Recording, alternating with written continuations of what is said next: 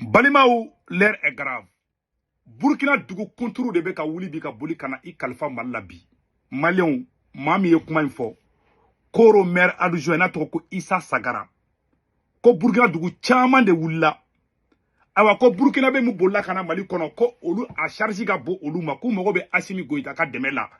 Ko Mali gouvernement ku deme ko sino ko Burkina be chaman de beka boli ka bo Burkina à cause de l'insécurité ko kana I Khalifa Malala ne kuma kante de ne ba kala aw na be je kala je ñogon fe. Kokoro fait face à un nouvel afflux de réfugiés burkinabés, fuyant des violences. Plus de 5000 burkinabés ont actuellement été recensés dans la localité. Donc, à Europe, la vidéo fana kala, à vocal kala presque, ambe jambe vocal na benyo fait. Voilà, à Europe, le maire adjoint. Voilà. Anga jangala me. Voilà. Le nombre de ces réfugiés au-delà de 5000 individus. Les contributions reflètent la ville de Koro n'a plus la capacité d'accueillir un tel nombre de réfugiés. Ils sont plus de 8 villages déguerpis et certains sont en train de venir à pied, à Serret, avec les tricycles. Certains ont pu regagner Koro, mais certains sont en Koro, ils sont à Koroville et certains continuent à partir vers Bankas. On peut estimer le nombre de ces réfugiés au-delà de 5000 individus. Voilà. Abela jeli kuma me sande. Donso fana ko mo be irisu la de ko irisu kana ko irisu ka sigi kana dogono dugula anyo fana kuma metla ko kuma kan. Bon abela jeli maire adjoint ka kuma me. Abela jeli maire ka kuma me san. Ako Burkina dugu shegin de wulila, dugu kunturu shegin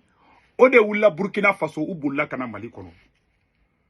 Ko jama de bolu kan Burkina be unu de unu muso ko be bolla be ka Burkina blobe kana Mali la. Ko parce que ko binaka mogo be ka taka Burkina dugu munun be Mali frontière la ko binaka mogo be ka ta ataki ken fana tuguni. Burkina be chama de be ka boli kana Mali kono bi kunu Khalifa Mali la. Mali on ni kuma de bebi. Nzene kuma kan nya kuma kan kala. Merim fana kuma na a flene be kala je a photo flene. Voilà. Ils sont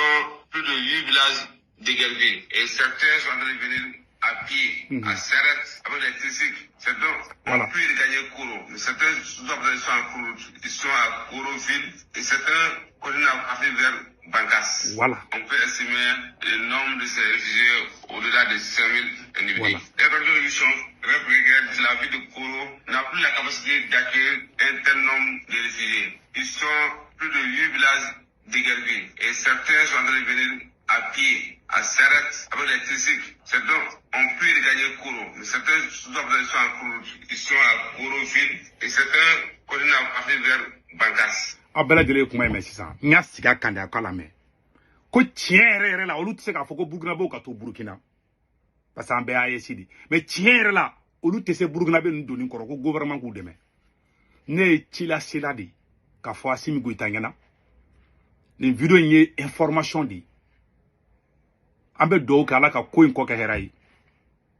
ambe do kala ka ko ka herai no de fois toujours ça me fait mal ninga ke amajani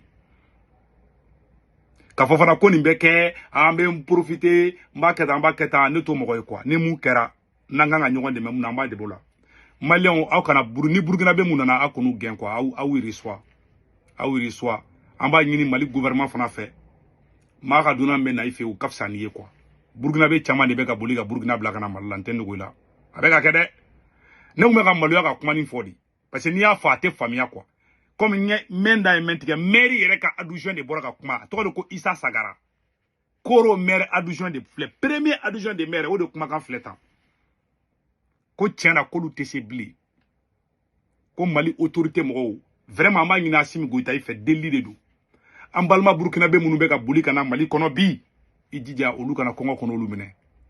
hali Mali o mana dumunu soro Burkina be munu Mali kono dumunu duma ka dum o kayen quoi o kayanga jamana rema o kayanga jamana togoma bo anye ni information de soro information flanam be meno fana kala Mali ndembe la jeli ngala me ko redéployer les forces russes à Bandiakara, Bankas et Koro pour scanner les téléphones et les mouvements des terroristes. Ko donso ko ka irisu bla ka taga dogono dugula ko Assimi Goïta ye irisu la boy awa ko dogono ko ku mogo be irisu ka surasu la comme Mali surasu te ku deme awa kaye irisu ka surasu bla kata olu deme ne kuma kan ta besemene fle me ka fefe pa tout est écrit ntengalo te ka ndoro mogo la ni mumbe mba fodi c'est ma façon de contribuer pour que jamana benya ni mu fana may ambo foko may ma ante mogo ante bon na kambe jalagli fasu do ke quoi c'est un fait ça arrive au korote fana Burkina armée be ka seko ke Burkina VDP be ka seko ke wallahi nga tien fo Mali surasu fana be ku seko ka nga tien rere fo ne ma jigi Burkina autorité ou la ne ma jigi Mali surasu la ala ko nga tien fo c'est un cas ça peut arriver ça arrive parce que ni janfa be fana man ko nga tien fana fo mais nyo de fo toujours mais c'est kan nous des priorités ou yebi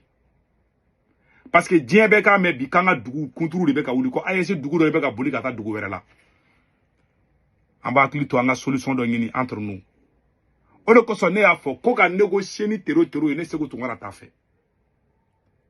asimi go ta ka foko ka négocier ni marfatigi nunu ne se ko tungara ba contrôle la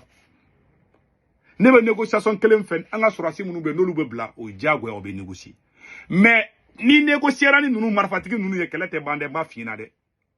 ay jiratique fen be ken ni marfatigi nunu anya no de fois ne mo ko chama ka position te kelengoy ne be négociation contre la bi ne ba contre la chimie parce que utela olu be fe ka munga ka o tese ka ke anga tien fo u be fe munga ka o tese ka ke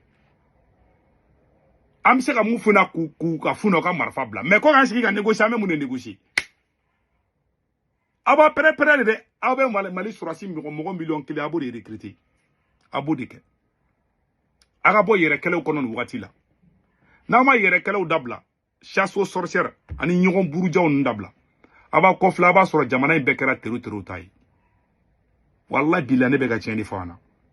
ima doso ko ka tali risuka surasu ya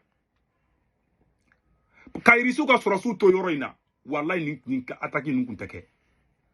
mo fana ba fa ko risuka surasu ka Mali bla o tigu fana o liyo damate mede ne be conseil fla de di Mali autorité mo ma le premier conseil akana irisin akana sembo irisin senade irisin bi se kan deme ali minimum be ka do risu be ka mini ndemine o kelengi flana fana mu etuguni au kana son tugasi ka ba fo ka be négociation ke parce que force ta ou la bi force be binad la bi ka teme au kan awa préparer di mais na négocier dron au koro ka fo ki o koro ki Mali ta ga di tero di ma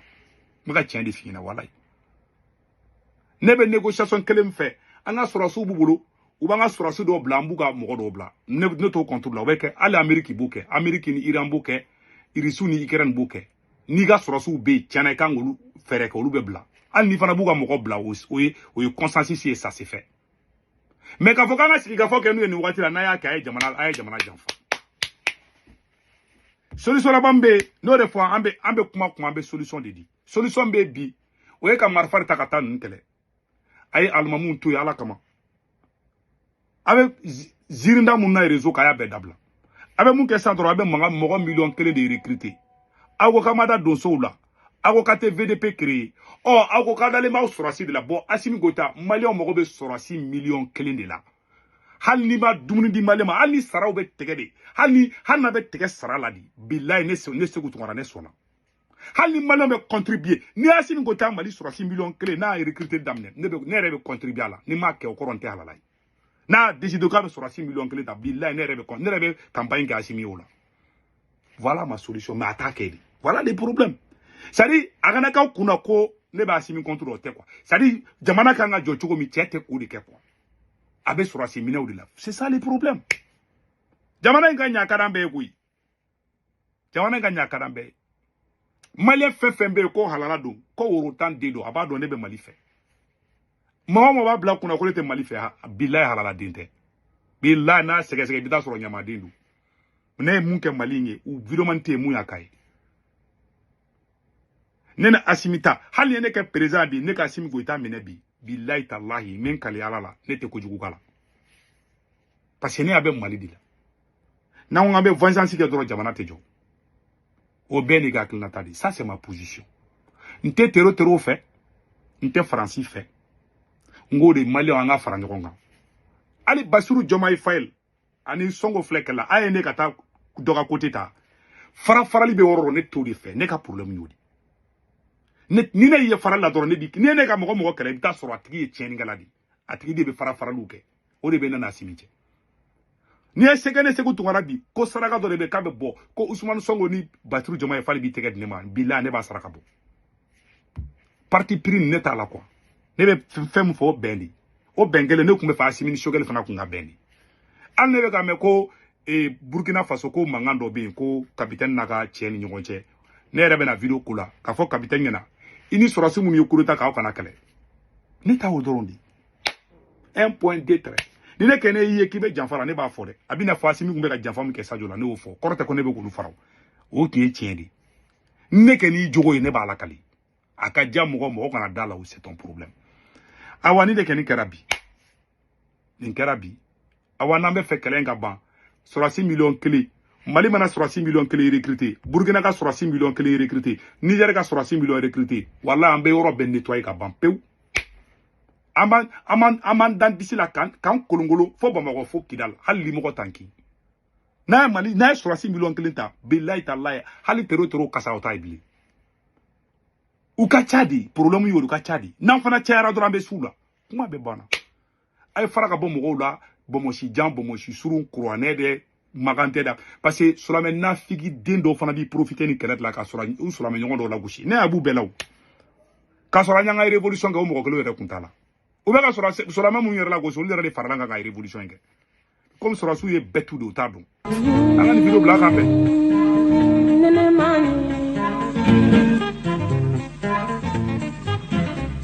Mm-hmm.